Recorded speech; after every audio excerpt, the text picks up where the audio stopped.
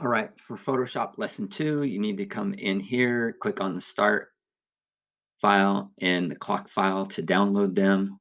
Once you have them downloaded, you can come into Photoshop and open up both files.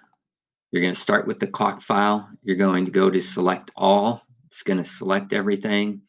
And then I'm going to hold down Shift with my Move tool, drag it up to the tab, and then drag it down in, let go, and it puts that in there. At this point, I can close the clock file. I do not need it any longer. The next thing is I'm going to go to the magic wand tool. Click on the white area outside the clock and hit delete on your keyboard. And that subtracts the white area. And then Control D, deselect. I'm going to go to the move tool. I'm going to come over here. I'm going to turn on all the layers. Going to move the clock down into the corner so it's not touching either thing. And with the clock layer selected, right now it says layer 1. I'm going to double click on layer 1, change it to clock. Now, with the clock layer selected, where it says normal here in my layers panel, I'm going to click and go down to screen. And that's what they want this one to be on, is screen.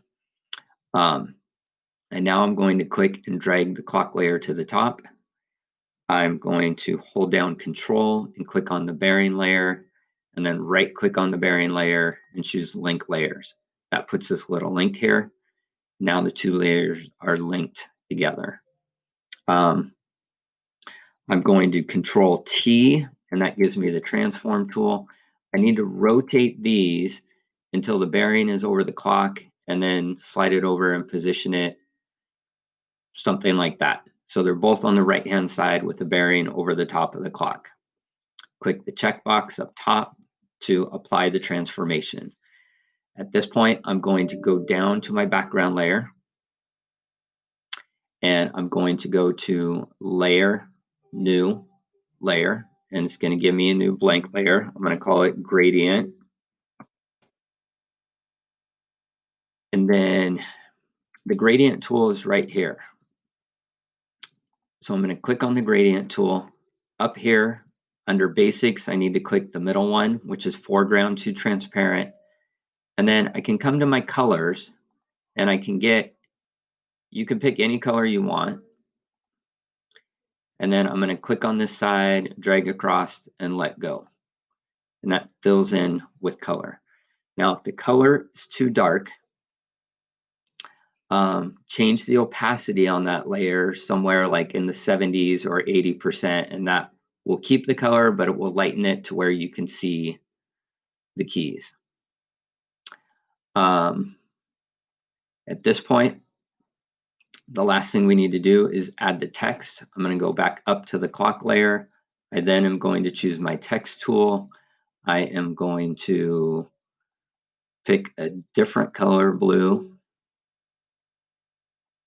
for my text. I have Cooper Black, I have 48, and here I'm going to type Z 2000, put that text in, and now I need to come down here and below my layers hit FX and choose Bevel and Emboss, and that is going to give it some dimension.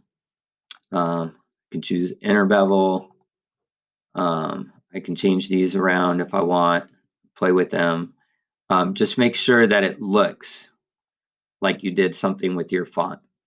And at that point, I'm done. I can save it as a JPEG, file save as, and then I'm going to call it Lesson 2 finished. And then, oops, file save as. I'm going to call it Lesson 2 finished. And I need to click on this bar here where it says Photoshop and change it to a JPEG. And save that. And at that point, you're done. And that gives you a file that you can submit and turn in.